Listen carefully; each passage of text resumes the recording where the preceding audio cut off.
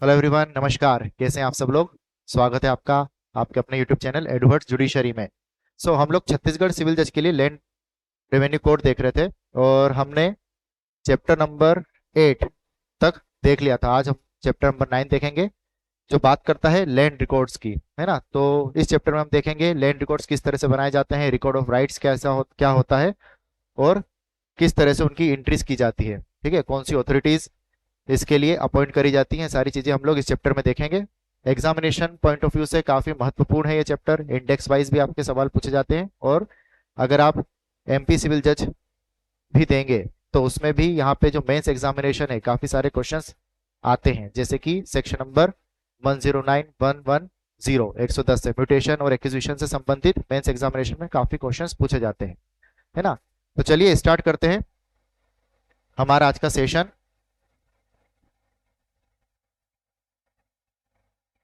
Session start करने से पहले अगर आपने अभी तक YouTube चैनल सब्सक्राइब नहीं करा है तो चैनल सब्सक्राइब कर लीजिए, ताकि सारे लेक्चर जो अपडेट हो उनकी नोटिफिकेशन आप तक टाइम टू टाइम पहुंच जाए और आप लेक्चर्स देख पाएं। ठीक है, इसके साथ में अगर आप टेस्ट सीरीज में एनरोल करना चाहते हैं तो ऐप की जो लिंक है मैं आपको डिस्क्रिप्शन बॉक्स में दे दूंगा। आप टेस्ट सीरीज में भी एनरोल कर सकते हो, टेस्ट अटेम्प्ट कर सकते हैं। चलिए, सो चैप्टर नंबर 9 स्टार्ट होता है हमारा। Section number 104, formation of circles, है ना। Formation of patwari circles and appointment of patwari there from.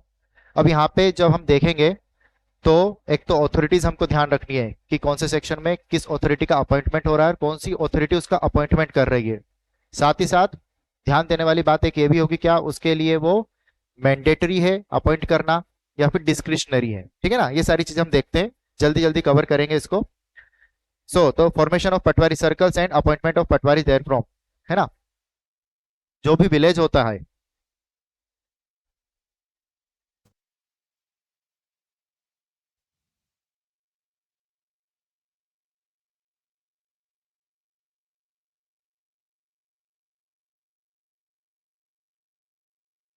ये तीन टर्मिनोलॉजीज इस सेक्शन में आपकी काम करेगी, इस चैप्टर में काम करेगी, है ना।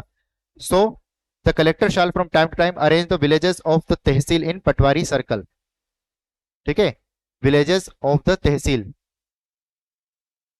तहसील में जितने भी विलेज होते हैं, कितने भी हो सकते हैं ना, एक दो तीन, कितने भी हो सकते हैं, तो इनका अरेंजमेंट होगा, सर्कल बनाया जाएगा और एक ऑथोरिटी जो कि पटवारी कहलाएगी वो अपॉइंट की जाएगी। और अपॉइंट कौन करेगा? कलेक्टर करेगा। बस इतनी सी बात है। ठीक है, कलेक्टर के द्वारा अपॉइंटमेंट होगा और जो अपॉइंटमेंट होगा वो एक ऐसी अथॉरिटी का रहेगा जिसको सर्कल का इंचार्ज बनाया जाएगा, है ना। से फॉर 2 विलेज का बना दिया तहसील में, 3 विलेज का बना दिया, वो डिपेंड करता है। डिस्क्रिशनरी पावर है कलेक्टर के पास में कि उसको कितने सर्कल्स दिए जाएंगे। ठीक है, तो इस तरह से सर्कल क्रिएट होते हैं, मतलब हर तहसील में 1 सर्कल 2 सर्कल हो सकते हैं, जिसमें डिपेंड करता है कि कितने भी विलेजेस हो सकते हैं। ठीक, अब इनकी जो सीमांकन है वो भी कलेक्टर के हाथ में रहता है चेंज करना, है ना। अभी मान लीजिए कि एक सर्कल जो बनाया, उस सर्कल में कितने विलेज दे दिए? 3 दे दिए। फिर उसकी बाउंड्री थोड़ी चेंज कर दी और क्या कर दिया? 2 सर्कल कर दिए और एक इसमें ऐड कर दिया, है ना। इस तरह से चीजें यहाँ पे चल सकती हैं। अबॉलिश भी कर सकते हैं और नए भी क्रिएट कर सकते हैं सर्कल्स। आगे, the collector shall appoint from 1 or more patwaris to each patwari circle. ठीक है, तो यहाँ पे तो इसको पटवारी सर्कल मान लो। अब अपॉइंटमेंट जो पटवारी का हुआ है, ये एक पटवारी सर्कल में एक से ज्यादा पटवारी भी अपॉइंट करे जा सकते हैं। कभी भी ये नहीं सोचना और टिक लगाना एग्जामिनेशन में कि एक पटवारी सर्कल में सिर्फ एक पटवारी रहेगा। एक से ज्यादा भी पटवारी रह सकते हैं, बस उसका जो नाम है वो पटवारी सर्कल रहेगा, है ना। तो इस तरह से कंफ्यूज नहीं होना है हमें। आगे, note with standing any usage treaty. अब यहाँ पे जो बात करी गई है वो ये बोला गया है कि भले ही अगर ऐसे कोई ट्रीटी वगैरह भी हो या फिर इनहेरिटेड ऑफिस हो पटवारी का, है ना। ओवर द पीरियड हम देखते थे कि पहले क्या होता था कि गांव में जो एक अधिकारी रहता था उसी की पीढ़ियां काम करती रहती थी सेम पोस्ट पे, है ना। उसके बच्चों को नियुक्त किया जाता था सेम पोस्ट पे। तो अब ये चीजें नहीं रहेगी। अगर कोई पटवारी अपॉइंट करा गया है तो फिर ये नहीं माना जाएगा कि उसके पास में ये अधिकार है कि उसके जो संतान होगी वो भी पटवारी ही बनेगी, है ना। तो किसी तरीके का इनहेरिट वाली चीज यहाँ पे नहीं रह गई है। Appointment solely on the description of collector रहेगा, है ना। एक रिक्रूटमेंट होता है, पटवारी का भी एग्जामिनेशन कंडक्ट होती है, उसके बाद में रिक्रूट करते हैं और फिर यहाँ से अपॉइंटमेंट कलेक्टर के द्वारा होता है। चलिए, formation of revenue inspector circles, ये जैसे पटवारी सर्कल हमने देख लिया था किस तरह से हुआ। अब revenue inspector circle, RI circle, है ना, उसी तरीके से आरआई सर्कल भी फॉर्म होते हैं। ये कौन बनाएगा? कलेक्टर शार arrange the Patwari circle in the tehsil into revenue inspector circle. अब इससे हम क्या समझते हैं कि पटवारी सर्कल जो हमने देखा था और पटवारी जो अथॉरिटी थी उससे बड़ी हो गई आपकी रेवेन्यू इंस्पेक्टर, ठीक है ना। रेवेन्यू इंस्पेक्टर बड़ी अथॉरिटी है, क्यों? क्योंकि इनके सर्कल मिला के, दो पटवारी सर्कल मिला के एक रेवेन्यू इंस्पेक्टर सर्कल बन सकता है। दो पटवारी सर्कल मिला के या दो से ज्यादा मिला के, है ना, कितने भी हो सकते हैं, तो वो सब एक रेवेन्यू इंस्पेक्टर सर्कल बनेगा। ठीक है, यहाँ पे भी वही अधिकार कलेक्टर को फिर से दे दिए गए हैं, अल्टर, अबोलिश और क्रिएट न्यू के। आगे, appointment of revenue inspector circle. अब यहाँ पे हमने जो देखा था 104 और 105 में, 104 में था वर्ड का उपयोग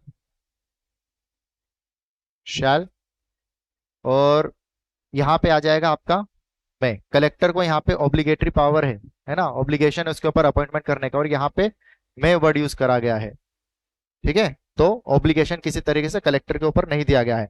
the collector may appoint to each district, ठीक है, मैं कर सकता है appoint, may appoint to each district as many person as thinks fit to be revenue inspectors. कितने भी अधिकारी revenue inspector as revenue inspectors वो अपॉइंट कर सकता है, और उसके साथ में कुछ और भी यहाँ पे ऑथोरिटीज प्रोवाइड करी गई हैं। इस सेक्शन में कुछ और भी ऑथोरिटीज प्रोवाइड करी गई हैं, सिर्फ इंडेक्स में जो है वो नहीं है, एटसेट्रा वर्ड यूज करा गया है ना। वो कौन कौन सी आपकी? Town surveyors, assistant town surveyors and measurers, है ना। और इनकी जो पोजीशन है ये नहीं माना जाएगा कि इसके समतुल्य है, ये इनसे छोटी रहेंगी जितनी भी बाकी की बताई गई हैं, ऐसे पटवारी लेवल की रहेंगी, ये मान सकते हैं। कैसे मान सकते हैं? आगे के प्रोविजन में हम लोग इसको स्पष्ट रूप से देखेंगे। चलिए, the town surveyor and assistant town surveyor shall be deemed to be patwari, जो हमने देखा था, है ना। तो ये सब सेक्शन में ये बात आ गई कि वो पटवारी के तहत काम करेंगे, उनके अधिकार रहेंगे। और इस सेक्शन से हम ये इन्फ्रेंस ड्रॉ कर सकते हैं कि इनकी जो अथॉरिटी रहेगी, जो डेजिग्नेशन है वो पटवारी के समतुल्य रहेगी, ठीक है। तो ये कुछ सेक्शंस दे रखे हैं, इसमें जब काम करेंगे तो एज ए पटवारी ही माना जाएगा उनको। आगे, map of the land, map draw करना,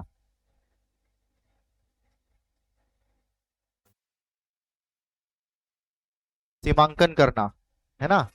गांव में जो जमीन है किसके नाम पे है, कितनी जमीन है, उसके एक रिकॉर्ड्स बनाए जाते हैं, उसमें आता है मैप। तो there shall be prepared a map showing the boundaries of survey numbers और प्लॉट नंबर्स, जितने भी सर्वे नंबर, प्लॉट नंबर जो एरिया अलॉट हुए हैं उनकी बाउंड्री डिमार्केट करना और इंडिकेट करना नंबर्स को। And wastelands for the map of the land for every village, है ना, सारे विलेज में ये चीजें आ जाएंगी, ठीक है। देयर में बी प्रिपेयर्ड फॉर द आबादी of each village map showing the area occupied by the private holders and the area not so occupied, ठीक है।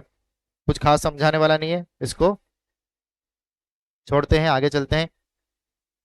If the state government considered it in case of village, it is necessary to show separately in the map the plot occupied private holders। अगर state government का, इसमें भी कुछ खास नहीं है, स्टेट गवर्नमेंट का लगता है कि एक पर्टिकुलर विलेज जो है वहां पे बताने की जरूरत है। हमने लास्ट वाला देखा था आबादी का, है ना, कौन सा एरिया ऑक्यूपाई करा गया है प्राइवेट होल्डर्स ने।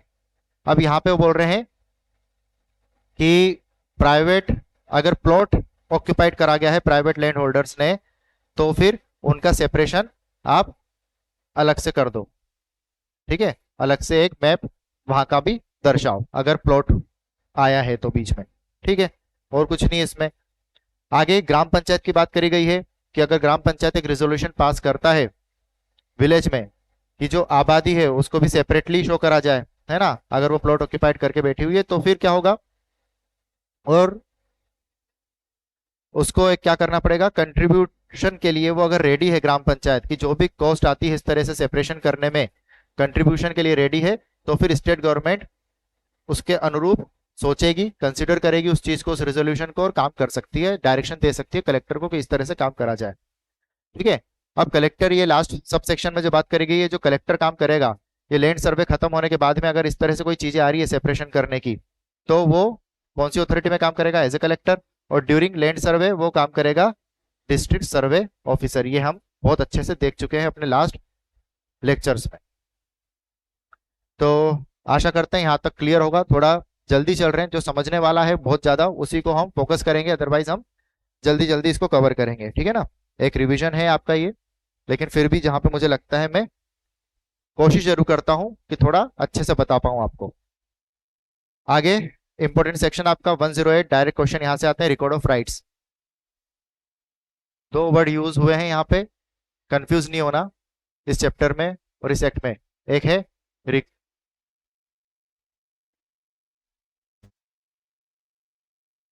एक है रिकॉर्ड ऑफ राइट्स, वहीं आपको एक देखने को मिल जाएगा लैंड रिकॉर्ड्स। ठीक है।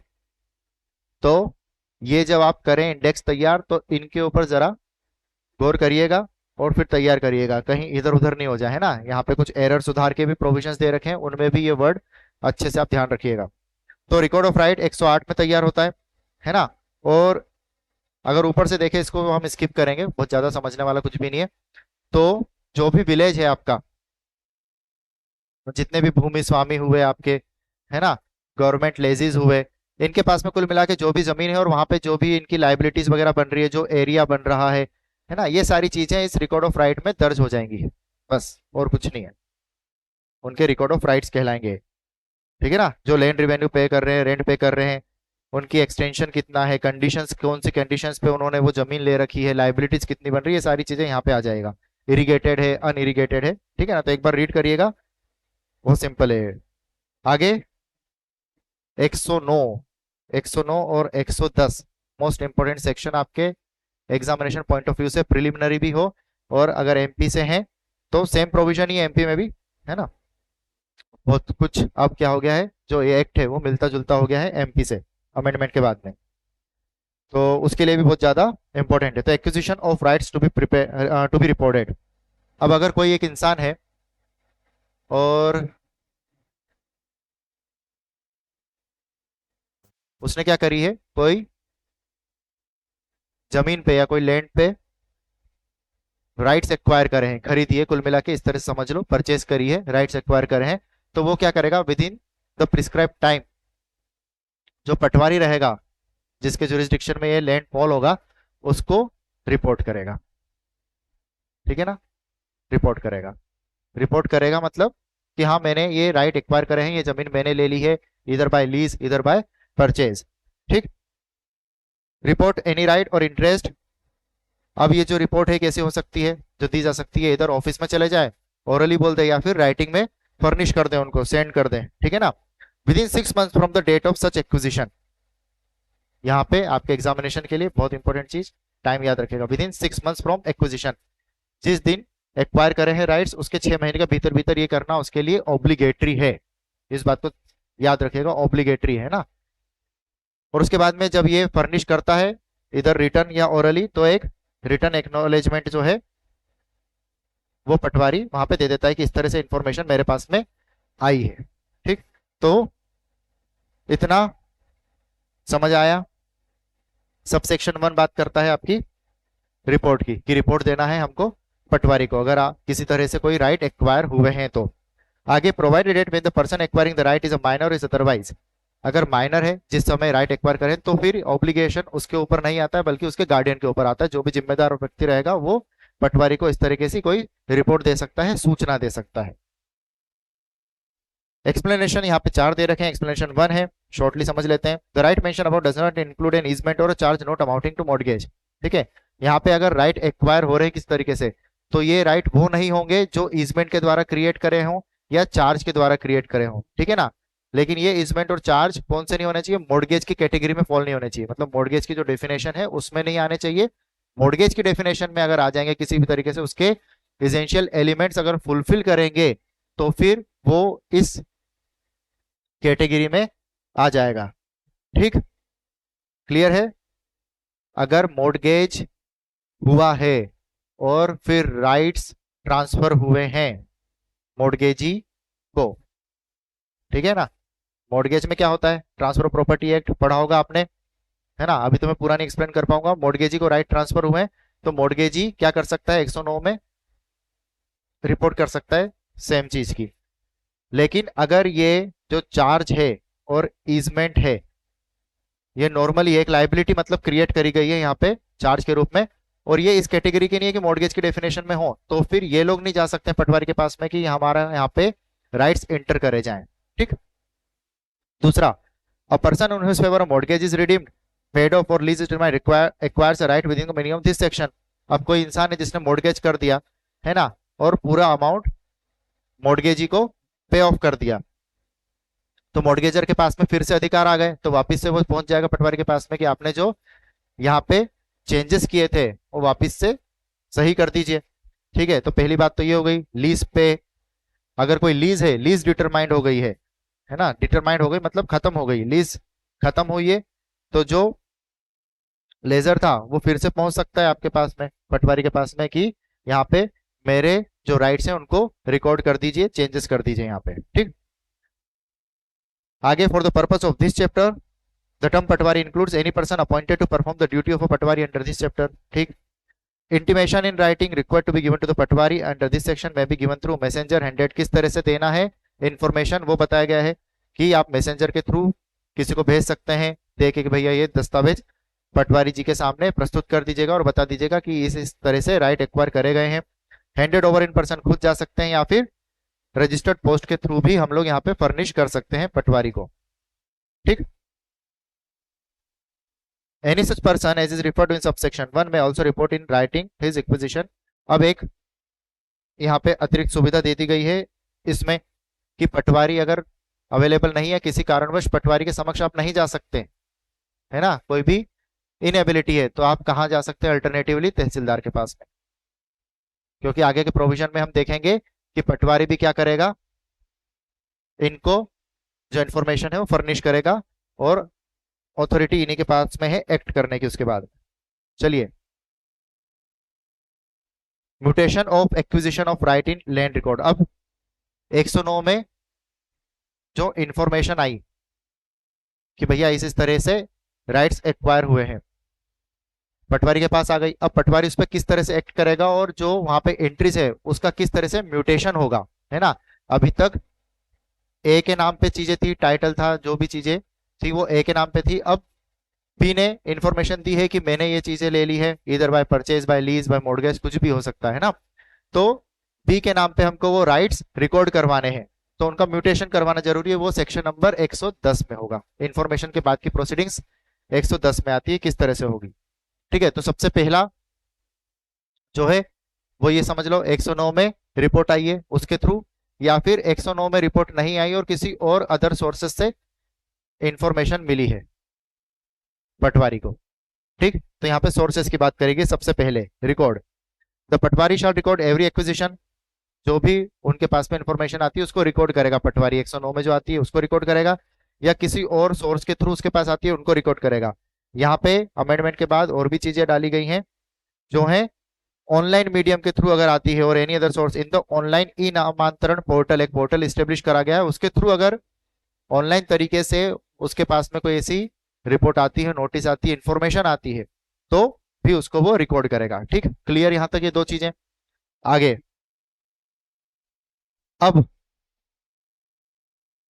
रिकॉर्ड पे ले लिया, अब सेम रिकॉर्ड वो किसको फर्निश करेगा, तहसीलदार को, कि अब इसमें आगे कार्रवाई करी जाए सर, इस तरह से कुछ मेरे पास में इंफॉर्मेशन आई है। ठीक है, तो यहाँ पे तहसीलदार को वो जो रिकॉर्ड है, रिपोर्ट है उसकी, वो सेंड कर देगा। ठीक है, एक प्रिस्क्राइब टाइम यहाँ पे बताया गया है, पर्टिकुलरली टाइम यहाँ पे नहीं है, तो इसमें कंफ्यूज नहीं होना, है ना। कभी भी ऐसा ऑप्शन आए तो कंफ्यूज नहीं होना, ना यहाँ पे 1 महीने की बात करी गई, ना 3 महीने की बात करी, कुछ भी बात नहीं करी गई है, प्रिस्क्राइब टाइम बताया गया है। हो सकता है आगे अमेंडमेंट के थ्रू यहाँ पे एक पर्टिकुलर टाइम पीरियड भी आपको प्रोवाइड करा दिया जाए, लेकिन अभी नहीं है। On receipt of intimation under section 109, receipt of intimation other sources के through the tehsildar within the prescribe period, है ना, जो भी प्रिस्क्राइब पीरियड यहाँ पे एक और अगेन तहसीलदार क्या करेगा, ये सारी चीजों के थ्रू जो इन्फॉर्मेशन आ गई, अब तहसीलदार की बारी आई एक्ट करने की। यहाँ पे पटवारी की बारी थी कि किस टाइम पीरियड में तहसीलदार को रिपोर्ट देनी है ना। अब तहसीलदार की बारी आई है किस टाइम पीरियड में उसको एक्ट करना है, तो यहाँ पे भी कोई टाइम पीरियड नहीं दे रखा है। Shall initiate the process of mutation in online, ठीक है, मतलब इनिशिएट कर देगा प्रोसेस को। उसके अलावा नोटिस इशू कर सकता है, जहां पे उसको लगता है कि मुझे नोटिस पहले इंटरेस्टेड पार्टी को देना चाहिए, तो नोटिस इशू कर देगा। पब्लिश द पब्लिक नोटिस और एडवर्टीजमेंट, अगर लगता है कि ऑब्जेक्शन इनवाइट करना है तो इस तरह से नोटिस इशू करे जाते हैं, ठीक है ना। अब नोटिस इशू कर दिए तो आगे वाली बात आ जाएगी आपकी ऑब्जेक्शन की। नोटिस इशू करे तो किसी तरह कोई ऑब्जेक्शन भी आ सकते हैं, है ना।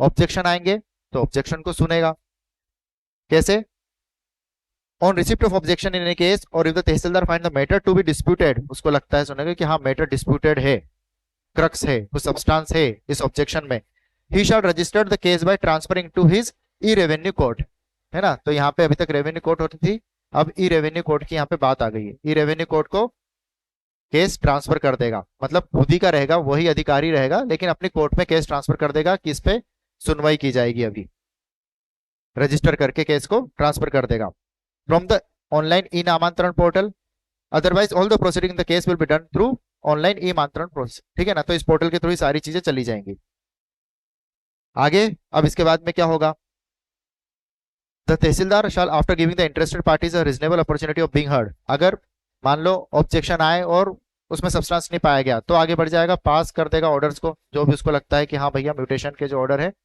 वो दे देने चाहिए और बी के नाम पे ये प्रॉपर्टी रजिस्टर कर देनी चाहिए, या उनके जो राइट्स है वो रिकॉर्ड कर देने चाहिए, है ना। तो पार्टीज को सुनने के बाद में पांचवा नंबर है पासिंग ऑफ रिकॉर्ड्स का। Land record including the khasra the map, ठीक है। The patwari shall verify the record by correcting them within the prescribed time period after which the tehsildar shall file the case, ठीक है ना। चलो next, no case under this section shall be dismissed in the absence of any party and shall be disposed of in order of merit. हमने देखा था शुरुआत के provisions में सेक्शन 35 में कि किस तरह से डिस्पोजल हो सकता है, लेकिन यहाँ पे बताया गया no case under this section shall be dismissed in absence of the party, अगर कोई पार्टी अवेलेबल नहीं है ये नहीं माना जाएगा कि केस को डिसमिस कर दिया जाए, and shall be disposed of in order of merit, है ना। मेरिट पे नहीं है तो भी उसका डिस्पोजल पे इफेक्ट नहीं आएगा।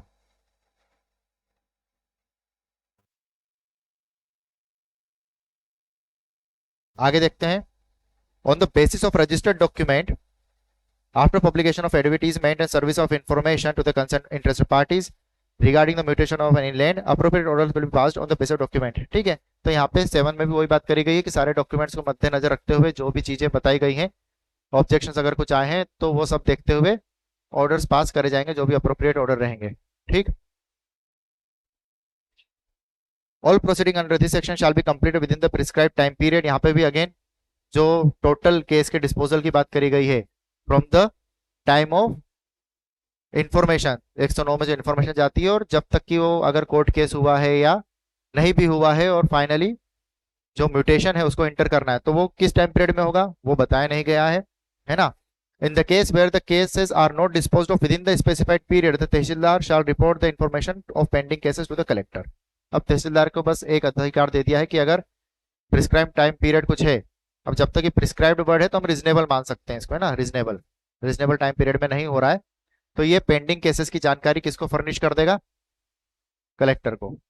कलेक्टर जाने आगे का काम कि क्या करना है, बस इतना प्रोसीजर यहाँ पे बताया गया है 109 और 110 में, एक्विजिशन ऑफ राइट से लेके म्यूटेशन ऑफ राइट तक, ठीक। 111 जुरिस्डिक्शन ऑफ सिविल कोर्ट, बताया गया है कि सिविल कोर्ट के पास में जुरिस्डिक्शन हो सकता है अगर कोई डिस्प्यूट आया है तो, ठीक है, जिसमें कि बस एक चीज ध्यान रखना कि स्टेट गवर्नमेंट पार्टी नहीं होनी चाहिए। स्टेट गवर्नमेंट अगर पार्टी नहीं है तो फिर सिविल कोर्ट के पास में जुरिस्डिक्शन रह सकता है उस डिस्प्यूट को सुनने का, है ना। और ये डिस्प्यूट किस में रहेगा ये आपको मालूम है, रिकॉर्ड ऑफ राइट्स की हम लोग बात कर रहे हैं। आगे intimation of transfers by registering officers, अब यहाँ पे रजिस्टरिंग ऑफिसर जो अगर कोई नियुक्त होते हैं, होते ही हैं, हम सब लोग जानते हैं रजिस्ट्रेशन होता है प्रॉपर्टी का, है ना, तो रजिस्ट्रार होते हैं प्रॉपर्टी के, उनके ऊपर ये कर दिया गया एक तरीके से कि उनको भी एक इंटीमेशन, अगर इस तरह से उनके नॉलेज में कुछ आता है कि कोई चेंजेस हुए हैं रिकॉर्ड्स में, तो वो भी क्या करें, इंटीमेशन दे दे सेम। ठीक, ये बात कर रहे हैं हम रजिस्ट्री ऑफिसर्स की, जो किसी भी एक्ट में नियुक्त करे गए होंगे। किसको देगा, तहसीलदार को। ठीक है, करेक्शन ऑफ क्लरिकल एरर्स। अब सेक्शन 113 और 115 में याद रखेगा ऑथोरिटी सेम है आपकी, प्रिलिमिनरी पॉइंट ऑफ व्यू से बहुत इंपॉर्टेंट, लेकिन फर्क आ जाता है यहाँ पे, आपका आ जाता है ये लैंड रिकॉर्ड्स हैं, इस बात को ध्यान रखिएगा, और यहाँ पे है रिकॉर्ड ऑफ राइट्स। ठीक, तो द सब डिविजनल ऑफिसर में एट एनी टाइम क्या कर सकता है, करेक्शन कर सकता है। कोई भी क्लरिकल एरर्स आए हैं, कोई एंट्री आई है, जो कि पार्टीज हैं, अगर वो भी इंटरेस्टेड हैं कि हाँ इस चीज को सुधारा जाना चाहिए, ये कुछ गलत है यहाँ पे एंट्री जो कि दर्शाई गई है। ठीक है ना, रिकॉर्ड ऑफ राइट्स में। आगे 114 लैंड रिकॉर्ड्स क्या होते हैं, उसको बताया गया है कि कौन कौन सी चीजें लैंड रिकॉर्ड्स में आ सकती हैं, है ना। तो मैप हुए, खसरा बुक हुई आपकी, निस्तार पत्रक हुए, ये सारी चीजें देख लीजिएगा। आगे 114 ए किसान किताब। किसान किताब क्या होती है उसकी बात बताई गई है।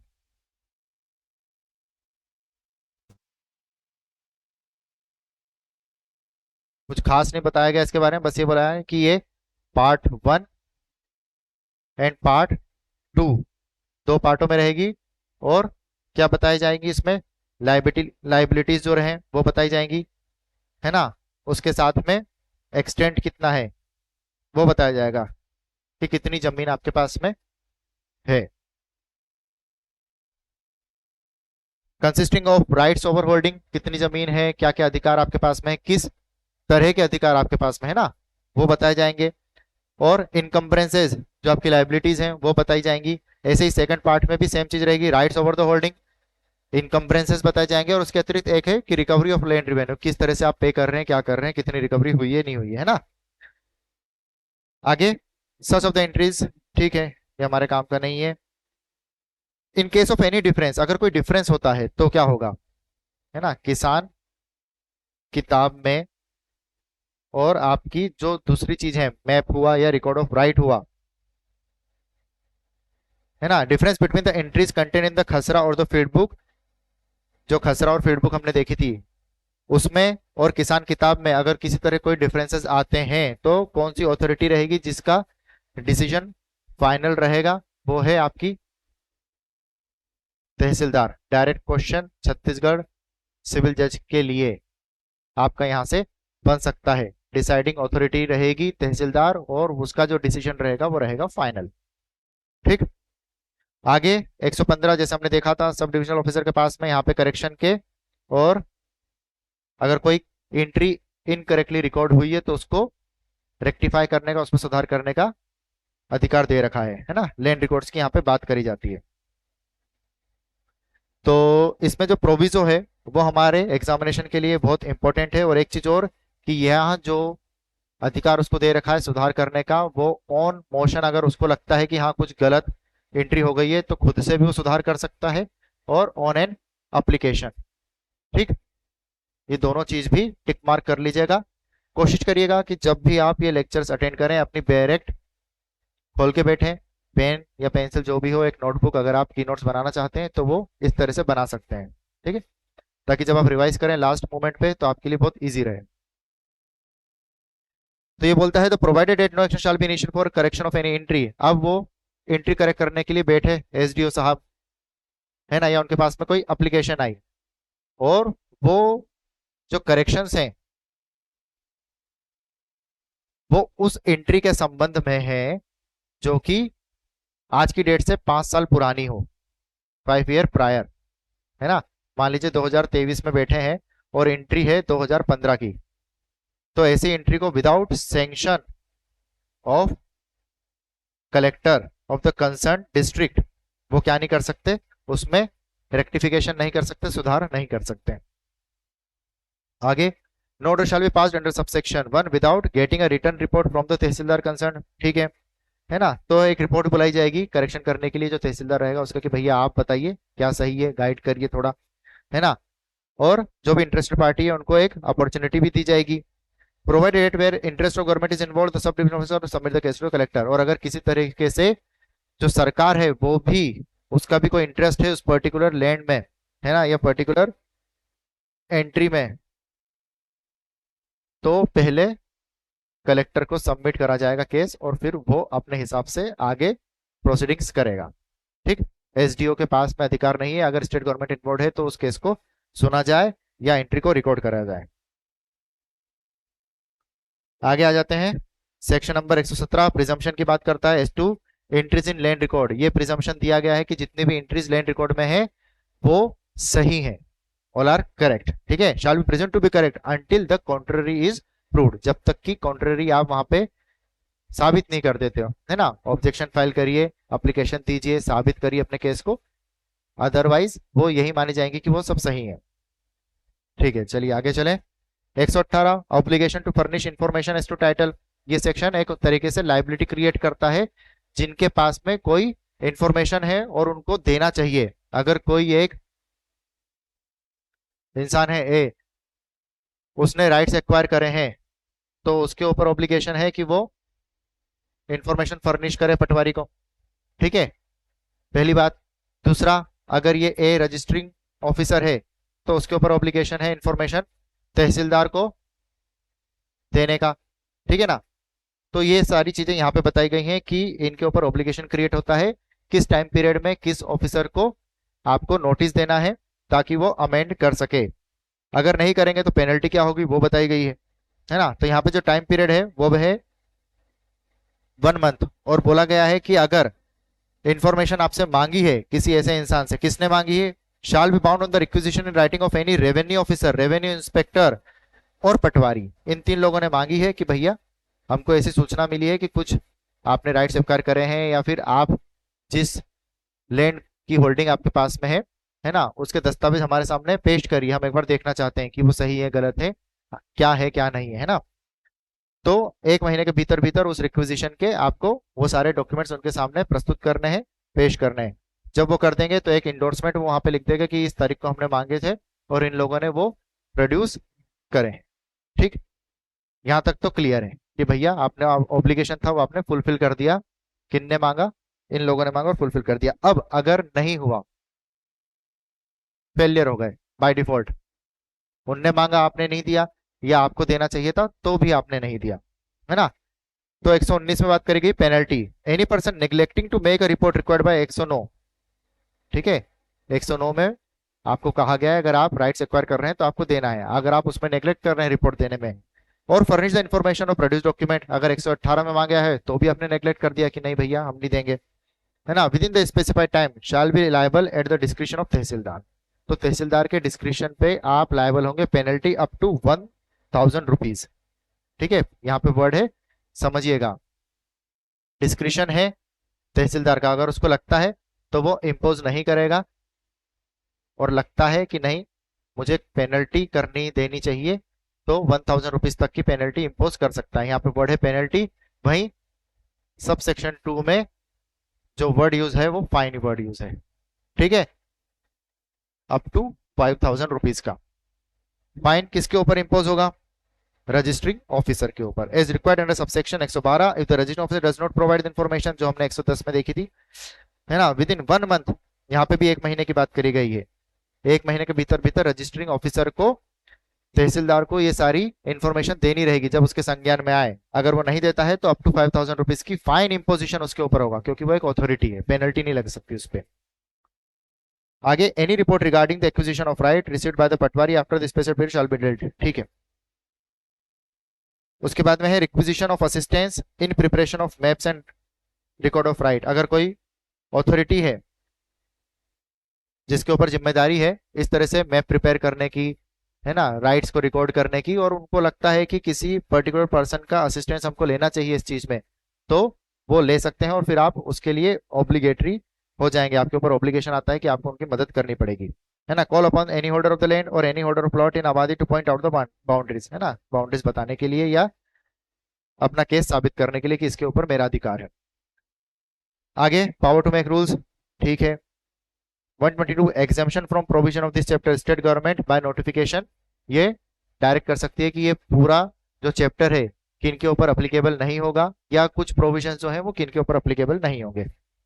आगे record of right at commencement of this code, ये भी कोई एग्जामिनेशन के लिए बहुत ज्यादा जरूरी आपके लिए नहीं है। कुछ रीजन्स के नाम बताए गए, मध्य भारत, विंध्य प्रदेश, सिरोंज, भोपाल।